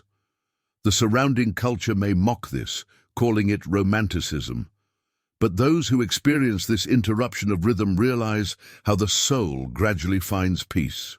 A peace that does not come from perfect circumstances or the complete absence of problems, but from the certainty that the author of life cares and tends. And this care is felt in the small pauses that, when combined, form an attitude of daily trust. There are people who report a great sense of relief when they allow themselves, even if just for a few minutes, to turn off their cell phone, distance themselves from social media, and silence the voices around them. This relief is not due to neglecting tasks, but rather it proves that the soul yearns for this interference-free space. Technology, as useful as it may be, can capture attention in such a way that there is no time left to listen to one's own conscience. Without a break, thoughts become repetitive, suffocating, perpetuating anxiety. The respite found in God, in the Scriptures, in a sincere prayer conversation, provides a completely different perspective on the same problems that once seemed unsolvable. Along these lines, it is worth remembering that the Creator did not make us to exist in a state of continuous chaos. Just observe the order of the universe, the harmony of nature, to see the presence of cycles, day and night, successive seasons, lunar phases, plant growth rhythms. Everything follows a cadence that is not a product of chance. This design reveals wisdom, and we, as part of this creation, cannot expect to rise above these cycles without paying a price. Perhaps for some time, the rush may seem bearable and even gratifying, but at some point, the system collapses. At that moment, each person realizes the need to return to the source of replenishing energy, and this source is not found in purely human methods. No matter how many relaxation and time management techniques exist, they will always be partial, if not anchored in the willingness to trust the God who created life. 14. God works in the invisible while we trust. It's discouraging to witness situations that don't change. You pray, you strive, you do what you can, but everything seems static. It gives the impression that God is silent, or that nothing is unfolding. However, Psalm 37:5 instructs, "Commit your way to the Lord, trust in Him, and He will do it." Notice that there is no mention of Him acting immediately or explicitly. On the contrary, it makes clear that commitment requires trust. Trusting means accepting that God often works in dimensions we cannot see, building solutions imperceptible to the natural eye. Our thirst for control makes us desire concrete signs of change. We believe that, without clear evidence, everything remains stagnant. But the Scriptures show that the Lord does not need noise to perform miracles. Think of the seed that germinates underground. No one sees the sprout emerge. No one watches the growth of the roots, but life is developing there. It is something silent. Similarly, God moves pieces in ways we would never imagine while we become anxious, thinking that nothing is happening. This doesn't relieve a person of their part. Trusting in God is not about folding one's arms, but doing what is required of them, placing the outcome in divine hands. For instance, Abram took practical steps by leaving his land, Genesis 12:1-4. He had no idea how the promises would come true, but the Lord was already weaving the details beyond human reach. In Hebrews 11:8, it states that he obeyed without knowing where he was going. It was a leap into the unknown, sustained by the conviction that someone greater was governing the story. The same holds true today. Often you don't see the end, but God has already filled every gap. The challenge is to overcome the disenchantment that arises when everything seems immobile. Internal and external questions come: is all this effort worth it? Why persevere if nothing is moving? Yet the answer lies in the character of the Father. He is not limited by our diagnoses. Biblical narratives are full of occasions when God acted behind the scenes, surprising everyone at the opportune moment. In Exodus 14, for instance, the sea did not open immediately. The people faced an insurmountable obstacle, but God had already decreed the victory. At the ideal moment, the waters parted, revealing an undeniable escape. It is in these intervals without apparent progress that the temptation to take a shortcut appears. The person feels obliged to push things along, creating shortcuts. This is what Sarah did, suggesting that Abraham have a child with Hagar, Genesis 16. The outcome generated tensions. God kept his promise, but the strain was enormous. This story warns about the pains of anticipating the divine plan. If he promised something, he knows how and when to fulfill it. Our desperation only complicates the narrative. Trust requires humility. Proverbs 3:5 says to trust in the Lord, not in our own understanding. Recognizing this limit is essential because our vision is restricted. God, however, sees the whole picture. Maybe you insist on a door that seems ideal, but the Almighty, who knows the future, understands that there resides a greater danger. So he closes the door, working silently to open another infinitely better one. Sometimes this blockage arouses revolt. Why didn't this work out? But later on, the answer becomes clear. It was deliverance. Moreover, God works in inner transformation. You ask him to change a particular situation, but he starts by shaping your heart. The apparent delay doesn't mean he is inert, but that he is refining your faith or character. Philippians 1:6 states that he will complete the good work he began. This suggests a process, and processes take time. Often, we desire immediate resolutions to external problems, but the Lord wants to solidify internal principles. While he is shaping you, he also organizes external factors. Pay attention to the subtle signs. How many times has someone brought an exact word at the right moment or unexpected help appeared? Probably God had already touched that person's heart to act, even without you knowing. He doesn't always act with a bang. It can be in a quiet, almost imperceptible manner, but incredibly efficient. The simple fact that there are no fireworks doesn't indicate an absence of divine movement. The question becomes, how to remain full of hope when nothing is visible? The answer lies in constant communion with him. Romans 10:17 teaches that faith comes by hearing the word of Christ. The more you absorb the scriptures, praying and worshipping, the more your conviction solidifies. You may not see the answer today, but you come to believe it will come at the perfect moment. This certainty doesn't rely on speculations, but on God's faithfulness. Another way to nurture this confidence is by hearing testimonies. They are examples of those who have already experienced the silent work of the Father. They remind us that he hasn't changed. Thus, stories of healings, deliverances, and miracles renew our spirits. We see that while the person thought all was lost, God was operating in invisible realms. The intervention became clear at the opportune moment, but the process was unfolding much earlier. So if you are at a dead end, do not give up. Continue sowing faith in the seemingly barren soil, for God waters it in secret. Proceed to declare the promises even if there is no sign of change. When uncertainty waves, remember what he has already accomplished in the past and be thankful for it. Gratitude reorients your gaze, making you see that God does not fail. It's like replenishing the energies of hope.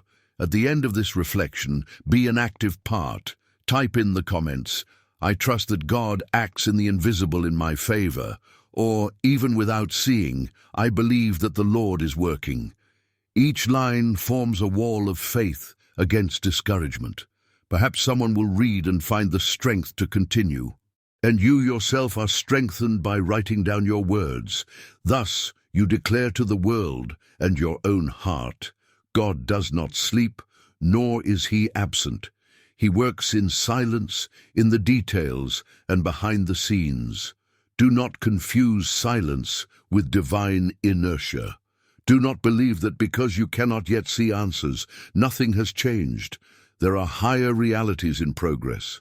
There is a faithful God, sewing every thread of this story. He sees where you cannot see, and that is enough for you to rest. May each morning be lived with the conviction that he acts while you trust. And suddenly, in a gentle or resounding manner, the solution that he weaved in anonymity will manifest. On that day, you will remember how worthwhile it was to place faith in the author of life, who never disappoints those who wait on him. 15. Calm precedes solutions. The mind buzzes, anxiety sets in, the urge to do something at all costs. All of this can obstruct the much-desired answer. Often, we believe that the way out will appear through noise, pressure, or restlessness. However, Isaiah 30:15 declares, "In quietness and trust is your strength." It may seem absurd to an anxious heart, but Scripture itself highlights the power of calm. It's not pretending the problem doesn't exist, but refusing to feed the inner chaos. When looking at Jesus, we notice that he did not run in despair during crises. In Mark 4:35-41, he was sleeping on the boat while a storm threatened to sink everything. The disciples, frightened, woke him up. "Teacher, don't you care if we drown?" Then he commanded the wind and the sea to calm down. He did not ignore the seriousness of the moment, but his peace came from the conviction that the Father was in control. The solution was preceded by serenity. The noise of anguish does not pave the way for the miracle. The authority he exercised sprang from a soul at rest. You might ask, how to maintain serenity in genuinely serious problems? This is the core of faith in action. Philippians 4:6-7 advises presenting everything to God with thanksgiving, so that his peace, incomprehensible according to human logic, will guard the heart and mind. The text does not say that crises will disappear instantly, but that a supernatural peace can dominate within, even amidst the storm. It is in this environment of peace that solutions become clear. When the soul is quiet, discernment blossoms, allowing one to see details that are overlooked in the rush. Some confuse calm with lack of action. If I don't act immediately, who will solve the problem? However, tranquility is not inaction. It is acting at the correct pace, without fear. Rushing generates many impulsive mistakes. With a balanced soul, the vision broadens. You discern if it is time to wait, to act, or to seek help. It is not about letting everything unfold on its own, but not being drowned by anxiety. Many times the solution is close, but an overloaded mind cannot see it. Calmness removes this veil. Of course, in situations of true emergency, agility is necessary. However, even in those cases, a serene spirit makes a difference. In Nehemiah 1:4, upon learning about the deplorable state of Jerusalem, Nehemiah wept, fasted, and prayed before setting out to rebuild the walls. Instead of rushing blindly, he sought divine guidance and found an effective plan. Therefore, calmness does not hinder progress, it favors the correct action. So how can one develop this posture amidst so many pressures?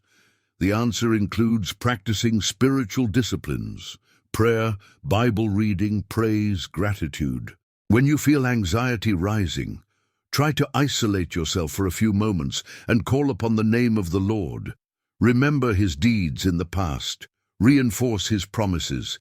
This realigns your focus and allows peace to return. You can't live the whole day in seclusion, but small intervals of communion with God make a difference. Over time, your reflex in the face of crises will become increasingly calm.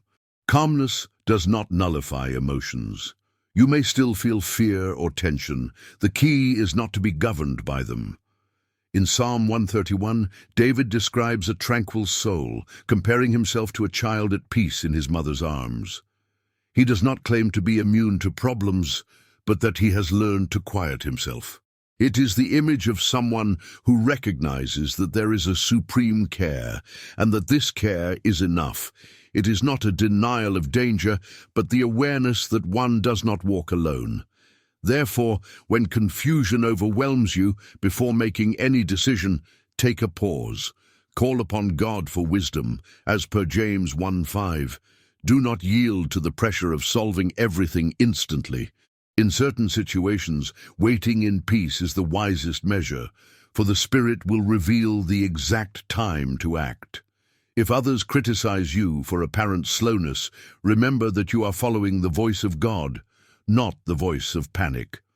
Upon concluding this reflection, be practical.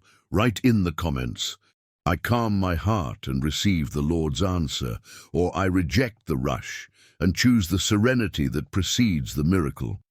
Make it a public commitment, a seed of faith that inspires others. Reading similar accounts encourages us to realize that we are not alone in the quest for tranquility. When solutions begin to emerge, you will remember this principle. Calm precedes answers. It is not a psychological trick, but a spiritual foundation. God is not a God of confusion, but of order. 1 Corinthians 14:33. He does not encourage unrestrained haste, but guides with steady steps at the right time. If you live in a constant state of agitation, you do not clearly hear his guidance, but by calming the mind, he governs and the paths align. It is in this place of serenity that the extraordinary happens. Then you will understand that inner peace is not weakness, but a place of strength, where faith flourishes and the impossible becomes real. Throughout these meditations, we have seen that the great secret is not to try to dominate the uncontrollable, nor to be distressed by instant results. The key is to believe that God oversees every detail, even if the present moment seems stagnant. Patience produces more intense fruits, rest restores vigor, and surrendering to Him brings the dreamt of freedom.